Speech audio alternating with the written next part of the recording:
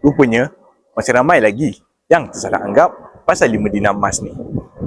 Ada yang ingat 5 dinar tu berat dia 5 gram. Silap tu. Sebenarnya, 5 dinar ni berat dia padu tau.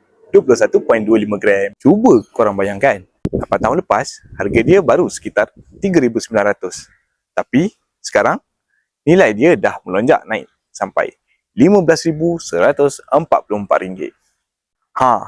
Kenaikan dekat 283%. Banyak kan? Sebab itulah ramai yang buat simpanan 5 dinar ni. Kebanyakan simpanan khas untuk target pergi haji, umrah ataupun buat deposit beli rumah.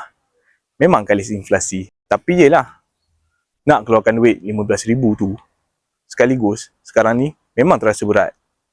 Jangan risau, ada cara mudah. Public Gold ada sediakan akaun emas GAP.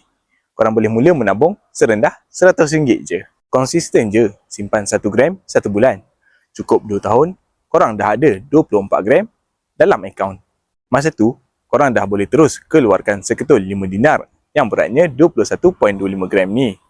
Masuk tahun kedua, harga dia mesti dah makin naik. Sebab purata emas naik 10% setiap tahun. So, siapa yang nak mula miliki 5 dinar pertama korang, pergi tengok dekat pin video saya sekarang. Saya akan guide korang sampai dapat.